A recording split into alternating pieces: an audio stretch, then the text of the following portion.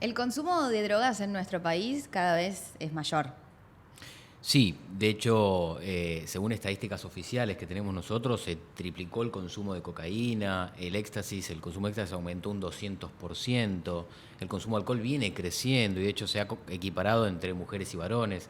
Es realmente un flagelo que acompaña a las estadísticas mundiales igual, ¿no? Esto ha crecido también a nivel mundial. A nivel mundial, en Latinoamérica también se ve un crecimiento bastante grande, no solamente en nuestro país.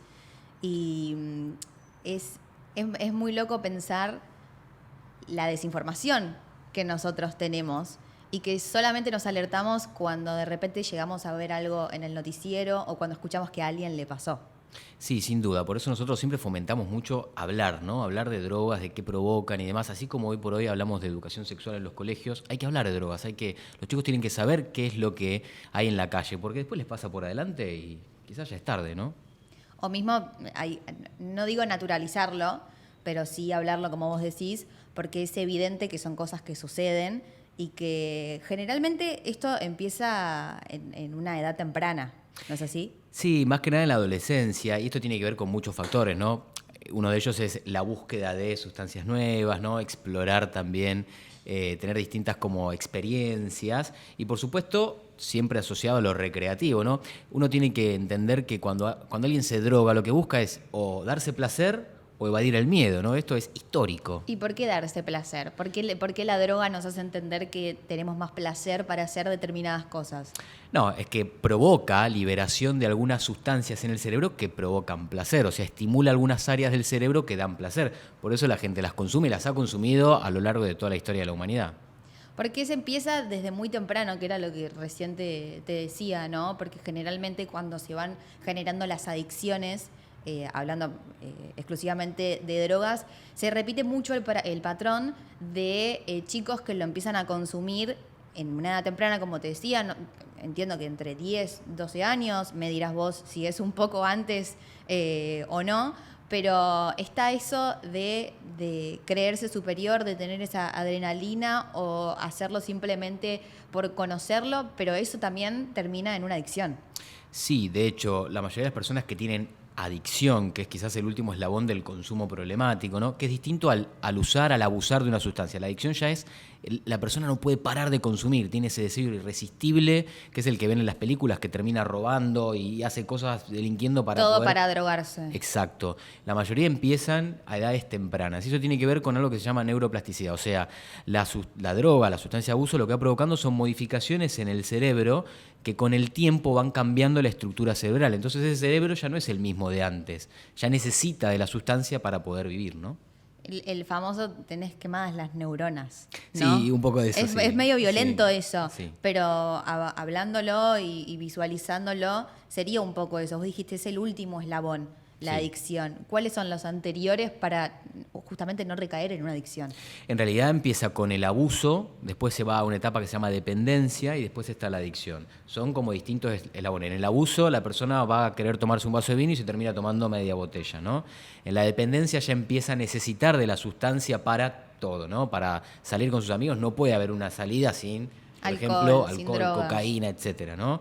Ya en la adicción, ya la droga pasa a ser el centro de la vida de esa persona. No importa el resto de mis actividades sociales, importa ir a drogarse, ¿no? Es como el eslabón final y el más difícil también de detener, porque una persona que está en esa situación es más difícil sacarla, ¿no? Que por supuesto alguien que recién está empezando. ¿Hay una alerta en nuestro cerebro de repente para no llegar a esa última instancia de la adicción? Al principio, cuando lo empezamos a consumir o lo empezamos a conocer o nos parece de repente divertido poder hacerlo, ¿hay algo que nos alerte? A ver, lo primero, y a mí me gusta siempre enfatizar en esto, uno empieza a ver el detrimento de las actividades sociales normales, ¿no? Tener amigos, tener pareja, la actividad laboral, hacer los hobbies que nos gusta, deporte. Cuando eso empieza a verse dificultado, acá hay un problema, ¿no? O cuando quizás la persona no puede prescindir de eso, no me puedo ir a un fin de semana sin tener los puchos en el bolsillo, no puedo. Ahí ya hay un problema y ahí es donde hay que consultar. Mientras más rápido se consulte, por supuesto, más posibilidades de revertir esta situación. Hay situaciones también que van llevando y mismo que también le hacen conocer a uno lo que son las drogas. Por ejemplo, lo que se ve a diario son las fiestas electrónicas, que es lo que se muestra más, porque obviamente hay otras situaciones. Pero, ¿qué es lo que sucede en esos momentos? O sea, ¿cuál es esa emoción, ¿no? Por probar éxtasis, por probar cocaína, y bueno, esas son las más conocidas, pero vos dirás, ¿cuáles más hay? Sí, acá tenés el efecto no solamente de la sustancia, sino el problema con estas cosas es que también se compran en lugares medio clandestinos, ¿no? Todo esto, por supuesto, es ilegal y al estar en laboratorios quizás que van probando la sustancia, arman el éxtasis con algo más, ¿no? Le tiran y de repente lo comercializan como bomba, Superman y bueno, esto... ¿Qué es ese extra que se le tira? Son modificaciones químicas que hacen a la sustancia que tiene un efecto muy parecido al éxtasis y la cocaína, que son estimulantes, ¿no? Estimulantes, estimula la actividad y que pueden desencadenar lo que nosotros llamamos un síndrome simpático mimético, o sea, taquicardia, palpitaciones, sudoración, pero además, si esto está modificado, puede provocar arritmias graves, o, por ejemplo, una convulsión y demás. ¿Puede hacerlo la sustancia sola? Sí, claro. Pero además hay modificaciones que la hacen a veces peor. Hay una situación en donde se llega al límite, al extremo, después de haber consumido demasiado, ¿no? Esto que vos decís de terminar desmayado o, bueno, en su efecto algún caso más grave y situaciones extremas. ¿Qué es lo que deberíamos hacer nosotros si vemos a alguien en esa situación? Porque no nos podemos hacer los tontos de que esto pasa mucho, pero creo que poco se habla de cómo actuar ante esa situación. Estás en una fiesta, ves que alguien se siente mal. Obviamente hoy en día hay muchos servicios de emergencias en los lugares de las fiestas y boliches que te atienden. Pero si yo tengo una persona al lado, ¿cómo es la reacción? O sea, ¿qué es lo que tengo que hacer? Bien, buenísimo. Primero va a depender un poco de qué haya consumido, ¿no? Pero primero es buscar una estructura de contención, saber si hay un equipo médico, si no, pedir ayuda médica para que lo puedan tratar de ayudar. Y después nosotros, con cosas básicas como por ejemplo ponerlo de costado, sacarlo quizás de la situación de estímulo, ponerlo lo que nosotros llamamos posición lateral de seguridad para evitar que si vomita se aspire, ¿no? Lo ponemos de costadito, evitamos de esa manera que vomite, que se aspire y lo vamos controlando, monitorizando si podemos la frecuencia cardíaca y le ponemos una mantita, un abrigo para que esté calentito. Ya con esto es suficiente. Lo vemos mucho con el alcohol y los chicos y también pasa con otras drogas más duras, quizás como el éxtasis, cocaína y demás, ¿no? ¿Qué tiene la cocaína que ama a toda la gente, ¿no? Porque es extraño. Yo no consumo, pero lo veo y digo, qué locura, ¿no? Tanta emoción por esa droga y que la gente no se dé cuenta. Es un estimulante. Es dentro de las drogas, nosotros tenemos drogas alucinógenas que provocan alucinaciones, ¿no? Y ven cosas, como por ejemplo el LSD y algunas plantas. Tenemos estimulantes como la cocaína y el éxtasis, que son los más famosos. Y después tenemos depresores como el alcohol, que no es que te deprimen y te ponen triste, sino que apagan las funciones cognitivas, ¿no? Entonces deprimen el cerebro. Cada una de esas tres que vos mencionaste te estimula de diferente manera. Exacto, acciona de distinta manera en el cerebro buscando un efecto X, ¿no? Que es lo que quiere el usuario, el consumidor. En este caso la cocaína es estimulante, entonces vos vas a ver a la persona que consume cocaína, la vas a ver enérgico, con ansiedad, ¿no? Con este famoso mandibuleo, como se dice, que es el movimiento de la mandíbula, a veces trismus, que son movimientos como más involuntarios. Ese famoso mandibuleo, ¿por qué se genera? Es por movimientos involuntarios de los músculos, que llevan a que la mandíbula esté desplazándose. Descontrolada. Incontrolada, exacto. De hecho, hay a veces que vienen los pacientes con las piernas que no las pueden parar de mover, ¿no? Son descargas de dopamina muy grandes que provocan estos cambios físicos que uno los ve, ¿no? Lo mismo que la dilatación de las pupilas, nosotros lo conocemos en la jerga quizás como el 2 de oro, ¿no? Que también se ve frecuentemente con el consumo de cocaína. Hay también, bueno, una droga que no es ni la cocaína, ni el éxtasis, ni la marihuana, que se puede mencionar droga, pero lo pienso más por el lado del consumo por adicción, ¿no? No es llamada exactamente droga, pero el alcohol también genera una adicción.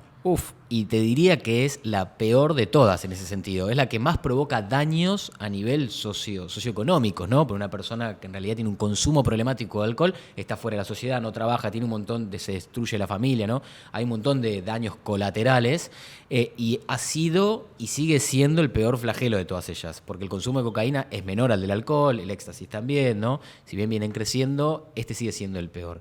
Y hay que hablar de esto, porque la verdad que los chicos consumen más, a edades más tempranas, se equiparan entre varón y mujer, realmente viene creciendo, no es que va a mejorar. ¿Qué pasa cuando esas dos cosas se juntan, se combinan? Buenísimo, mirá, cuando vos mezclás, por ejemplo, alcohol con cocaína, podés liberar un metabolito tóxico que se llama cocaetileno, que es muy cardiotóxico, o sea, afecta mucho al corazón. Y después, si vos mezclás, qué sé yo, con GBH, por ejemplo, el alcohol, que es gamma hidroxibutírico, te deprime más el cerebro, o sea, es muy peligroso mezclar distintas drogas de abuso. Hay algo que también es muy importante, que es la deshidratación para ambas cosas. Sí. Porque obviamente cuando se conocen estos casos de puntos extremos, en donde alguien fallece por un coma alcohólico o porque se pasa de droga y demás, entiendo que también lo que suma es la deshidratación en ese momento. Sí, buenísimo. Hablando un poco de eso, a ver, como mensaje general, claro que hay que evitar drogarse, hay que evitar usar Eso, sustancias por supuesto, cuando ya las puedes evitar. En el caso de que la persona vaya a consumir, bueno, que se hidrate, que se alimente, ¿sí? Que vaya haciéndolo en forma pausada, porque la mayoría de estas sustancias tienen acción, en el caso del alcohol, a los 30 minutos, en el caso de cocaína, otros es muchísimo más rápido, pero tienen un tiempo en donde uno va evaluando cómo está pegando la sustancia, ¿no? Bueno, que lo hagan de forma pausada para evitar este tipo de complicaciones, ¿no? Hay algo que, de forma paralela, ¿no? Obviamente, a estas drogas ilegales que estamos hablando, que son ilegales en nuestro país. Obviamente, si te vas a otro lugar, algunas son legales, otras todavía no. Pero ¿qué pasa con las drogas legales que sí hay en nuestro país? Y llamo drogas legales a los medicamentos, a la automedicación. Argentina es uno de los países con mayor automedicación de Latinoamérica. Hay quizás dos grandes grupos muy importantes que son los analgésicos y las benzodiazepinas, que son, quizás has escuchado como clonazepam, lorazepam y demás. En los analgésicos es común, te duele algo, tomate un diclo, tomate un ibuprofeno, te lo receta el taxista, te lo receta la vecina, y lo mismo sucede con las benzodiazepinas, que no puedes dormir, tomate un clona, o estas gotitas que me recetó a mí una vez el doctor. O tengo ansiedad, en vez de consultar a un terapeuta, a un psiquiatra, a algún especialista, directo el clona para bajar revoluciones. Tal cual, no. Eso en realidad, los benzodiazepinas son un salvavidas dentro de un tratamiento que se acompaña con psicoterapia. Pero ¿hasta y cuándo demás. uno no se puede automedicar? No hay que automedicarse nunca como concepto general. No debería haber ningún medicamento libre, al menos los toxicólogos pensamos eso. Todo tendría que tener una prescripción médica y sobre todo porque esto lleva después de paso a los consumos problemáticos y a los accidentes, ¿no? Tanto en chicos como en adultos que hacen sobreingestas, alguien que se quiere suicidar o un chico que agarra accidentalmente un montón de comprimidos que vio en casa, ¿no? Y se los toma, claro. Más acceso al medicamento, más probabilidades de intoxicación. Así que hay que también tener mucho cuidado con eso. Cuando hablamos de automedicarnos, vos recién mencionaste el clonazepam, el ribotril o bueno, un montón de otros medicamentos, uno lo hace pensando que va a mejorar. Eso sí, si es recetado, sí te puede ayudar a mejorar, pero cuando ya el consumo excede lo recomendado, podés cruzar la línea y llegar al exceso y a la adicción justamente, el pensar que vos solamente vas a estar bien o tu ansiedad va a bajar o tus revoluciones van a bajar si vos te tomás un clona todos los días. Sí, sin duda. Y genera además fenómenos de lo que se llama tolerancia. O sea, va necesitando mayor dosis para provocar el mismo efecto.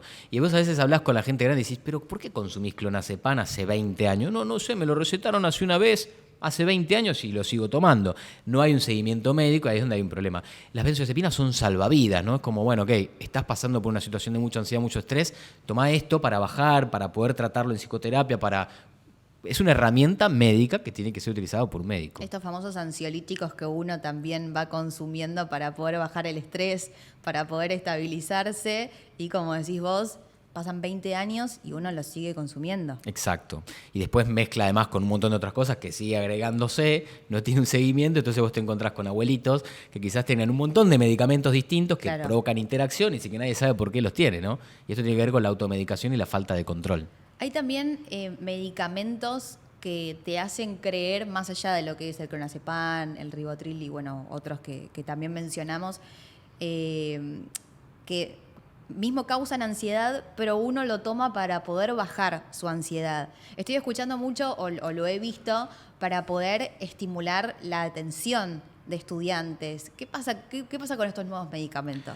Y es un riesgo, siempre que hay automedicación es un riesgo. Ahí estás hablando creo que del modafinilo, que ahora está como de moda entre muchos estudiantes y jóvenes, porque lo que hace es un regulador del sueño en realidad, y lo que hace es una cierta actividad estimulante que les permite mayor atención. Pero, a ver, no está indicado para eso primero. Tiene complicaciones, las tiene, puede provocar alteraciones del ritmo del corazón, puede provocar también alteraciones a nivel neurológico, ¿sí? Es como hablamos recién de las drogas, de las malas drogas, ¿no? Sí. De la cocaína, del éxtasis y de otras drogas que se consumen no como automedicación, pero en definitiva lo que vos dijiste al principio y lo que estás diciendo ahora llevan al mismo camino. Sí, es la exploración y la jerga, ¿no? Es como no se van recomendando entre ellos y eso puede llevar a una complicación. Un caso muy frecuente de esto, muy típico, fue el tema de las anfetaminas en los 70. Era como mucha moda las anfetaminas hasta que dijeron, no, pará, te puede dar arritmias, tiene complicaciones, no tome más anfetaminas. Los estudiantes y los jóvenes de esa época dejaron de consumir. Ahora pasa con modafinilo, con algunos hongos. No, porque este hongo te hace bien para esto, para el estímulo. Y consumen y quizás no hay un control de eso, ¿no? Entonces es ahí donde están los peligros. Hablabas de hongos recién y se me vino a la cabeza también el consumo de ese tipo de drogas que te produce alucinaciones. Sí, acá ahora está de moda el psilocibe, el cucumelo. ¿Qué vendría a ser eso? Es un hongo muy frecuente en todo el mundo, lo consumían los vikingos y es muy frecuente, y acá en Argentina se conoce como cucumelo, es un hongo larguito, finito, que tiene un fenómeno neurológico que provoca alucinaciones. Pero a su vez se encontró en algunos trabajos que tiene un alcaloide, se llama psilocibina, que tiene un buen efecto para la depresión, para combatir la depresión. El tema es, ok, hay trabajos que demuestran un beneficio, pero hay un montón de otras complicaciones que hacen que no te consumas el hongo sin saber, más porque todos somos distintos. También hay una línea muy delgada en tener alucinaciones y que te baje la depresión. O Tal sea, cual. ¿qué es lo que quiero? ¿Que me baje la depresión? Bueno, hay un montón de otros caminos para que eso suceda. Y después tener alucinaciones es algo que viene por default justamente consumiendo ese hongo. Que mucha gente entiendo que lo puede hacer o por ir por un camino o por ir por otro. Claro, exacto. Y no todos somos iguales. A ver, no es mismo medicamento, misma sustancia para todo el mundo. Cada uno tiene quizás toma medicamentos, tiene otras patologías, o sea, hay que ver cada caso puntual. Es ahí donde entra la experticia médica. A ver, hay que consultar, porque si no, esto lleva después a complicaciones y quizás ya es tarde, ¿no? Sabés que, bueno, hablabas recién de lo que son las alertas, lo estuvimos hablando en cuanto a, bueno, situaciones en fiestas electrónicas, y también pienso en las alertas a diario, ¿no? El consumo sin conciencia de medicamentos que podemos llegar a tener en nuestras casas, de la automedicación y demás. Hay una alerta que en donde nosotros lo podamos identificar como, para que no pase esto que vos decís, personas de 80 años que hace 20 que están tomando un ribotril o un clona y que después, al tener 80 años y obviamente por un tema de edad y situaciones que puedan funcionar bien o mal dentro del cuerpo, llevan a que tomen más medicamentos y tenés un cóctel de medicamentos y tampoco es tan sano eso. Es decir, hay una alerta en donde yo diga, che, hace 20 años que estoy tomando un clonazepam, hay algo entonces que no está bien. Sin duda. No es normal. Y de hecho, esto que vos mencionabas recién, las complicaciones, mucha gente consulta quizás por gastritis, por problemas gástricos, por úlceras, y vos cuando empezás a interrogar, yo consumo diclofenac todos los días por mi problema en la rodilla, bueno, ahí está el problema, ¿no? Y nunca lo consultaste. Nunca un médico te dijo, che, no tomes tanto diclofenac, ¿no? En realidad, ya cuando hay una alerta, cuando hay un síntoma, quizás ya es tarde. La realidad es que si uno necesita un medicamento todos los días o tomar todos los días, tiene que haber una indicación médica, si no está mal, ¿sí? Salvo que un médico te diga, no, sí, tomalo todos los días y durante un periodo de tiempo. Generalmente los tratamientos con medicamentos son cortos, no son eternos, son durante 3 meses, 6 meses, depende de lo que busque el médico resolver. Las adicciones entonces están para todo, desde la persona que prueba la cocaína, como dijimos, en una edad temprana de entre 8 o 12 años, y también para la persona grande que sigue consumiendo el remedio que le dieron para calmar algún tipo de dolor en determinado momento. Adicciones tenés en realidad todo, al juego, al sexo, porque en realidad el problema de la adicción es un problema neurobiológico y multifactorial, que tiene que ver también con cuestiones psicosociales, ¿no? las drogas, por supuesto, a mí me gusta decirles como facilitadores, ¿no? Es como que es ¿Por qué? Y porque te libera ciertos estímulos que te provocan más fácil llegar a la adicción, ¿no? Es más fácil que termines adicto a una droga porque es como un estimulante directo. Pero en realidad uno puede ser adicto a un montón de cosas, porque es un fenómeno psiquiátrico en realidad. ¿Sí? ¿Sentís que ese estimulante, como recién lo mencionabas, hoy en día está mucho más al alcance de nuestra mano? Uf, un montón. De hecho, según observatorios mundiales de drogas, salen por año 500 nuevas sustancias de abuso. O sea, 500. A mí me pasa ir a hablar a los colegios y los chicos me tiran nombres que ni yo conozco, que están en la jerga, ¿no? De claro. distintas cosas que uno tiene que ir aprendiendo constantemente. Viene un paciente y dice, no, hoy consumí mefedrona, consumí cocodrilo, y son un montón de nombres que, bueno, tiene que ir aprendiendo. Y además de estas sustancias se van haciendo modificaciones sobre la marcha. ¿Se investiga antes de consumir? No, no se investiga, habitualmente es esto, es explorar a ver qué siento y qué me recomiendan los demás. Claro, lo pruebo y veo qué onda. O probá esto que está copado. Exacto, siempre es esa, es probar esto, yo tomo esto, mirá, me provoca tal cosa, vamos con esto. Entonces, generalmente los adolescentes que adolecen y que están probando recurren a eso, ¿no? Que es lo más habitual. En jóvenes, en adultos también, muchas veces asociado quizás a dificultades de la vida cotidiana que hacen que sea más fácil el acceso a la sustancia. Si uno de repente quiere interiorizarse en el tema simplemente por saber qué es lo que está consumiendo, ¿existe algún lugar en donde alguien se pueda informar acerca de eso? ¿O es algo que hasta que no lo experimentás, hasta que no lo consumís, nunca vas a saber qué es lo que provoca? No, hay que informarse. A ver, acá nosotros estamos buscando eso, ¿no? Saber qué provoca la cocaína, saber qué provoca el éxtasis, saber qué te puede afectar el corazón, el cerebro, que tiene un montón de complicaciones, tanto en agudos como en crónicos, y así con todas las sustancias. Después de ahí, si la persona lo elige y es un adulto y elige consumirla, bueno, es difícil para nosotros decirle no la consumas, porque no es esa idea paternalista. Enseñarle, mira, esto está mal. No, y mismo pasa lo que hablábamos recién, desde el alcohol, desde algún otro tipo de adicción y mismo la automedicación que uno piensa que sí está bien. Claro, exacto. Lo importante es llevar información y que la gente entienda que esto provoca un daño en agudo y un daño en crónico, ¿no? O sea, en el momento y también a posteriori. Saber que esto provoca un daño y bueno, y después, si la persona, a pesar de esto, desarrolla un problema, bueno, es un problema de salud y no de seguridad, que es otro tema también importante, ¿viste? Generalmente las drogas están atadas al tabú de la seguridad y el que consume es un delincuente y el que consume cocaína y alcohol es porque se droga, es porque sale a robar. Hay como una asociación muy lineal que no es así. El adicto es un enfermo, tiene un problema. Y la persona que consume tiene un problema. No es que lo hace adrede para, ¿no?, salir a delinquir. Y mismo vos lo mencionaste al principio, hay eslabones, no es que porque consumas tenés que salir a robar. Simplemente que se puede llegar a dar esa situación si ya llegás a un límite extremo de que vos necesites vivir sí o sí para poder drogarte. Exacto. O mejor dicho, drogarte para poder vivir. Exacto. Yo he visto pacientes llorar, diciéndome, doctor, no puedo parar de consumir, por favor, ayúdeme, llorando prácticamente de rodillas, pidiendo ayuda. ¿Qué pasa por la porque mente no pueden. de esa persona, no? Porque es muy loco lo que vos acabas de decir, que una persona esté llorando frente tuyo diciendo, no puedo parar de consumir. Es algo que realmente sabe que está enfermo. Es una enfermedad y es muy triste. Y la verdad que por supuesto uno busca todos los recursos que tenemos para tratar de ayudarlo, ¿no? Pero generalmente esas personas cuando llegan a esa instancia es porque ya se destruyeron un montón de eslabones fundamentales del Y se de van, la vida. se van perdiendo cosas, ¿no? Sí. En el día a día, lo mencionaste, el grupo de amigos, el trabajo, la familia. La familia, pacientes que han llorado diciendo, mira, ya me peleé con toda mi familia, con mis hijos, con mi esposa, perdí departamentos, autos, ya me echaron de 3 trabajos y no puedo parar. Y cuando tengo un mango voy y consumo. O a veces tenés al mismo paciente que lo estás tratando de rehabilitar y de repente se escapa, te agarra un alcohol etílico que encontró ahí en el hospital y se lo toma. Entonces, con el daño que eso provoca, ¿no? Bueno, realmente es una enfermedad, no lo hace con intención de dolo, pero socialmente... Está mal visto eso. Está mal visto, es como, no, pero él se la buscó. Mirá si lo habrá escuchado, se la buscó, él se Sí. drogó, se la buscó, ahora que se joda. No, pará, tiene un problema. Está enfermo, hay que ayudarlo. Exacto. ¿Y de qué manera, bueno, nosotros como familia, teniendo a alguien en esa situación, cómo se ayuda? Primero entiendo que siendo consciente, y lo que decíamos recién, entender que esa persona no lo hace porque es mala persona, sino porque ya llega a un límite en donde esa adicción la tiene de manera diaria y piensa que sin eso no puede vivir. Y es una enfermedad.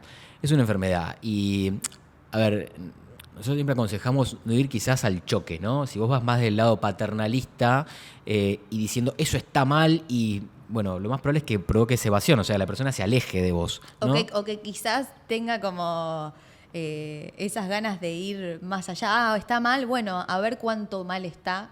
También, como de rebelarse un poco. Hay que ver, Claro. como te digo, generalmente estos son factores psicosociales, tiene que ver con la sociedad donde está inmerso esa persona y qué pasa dentro de su psiquis, ¿no?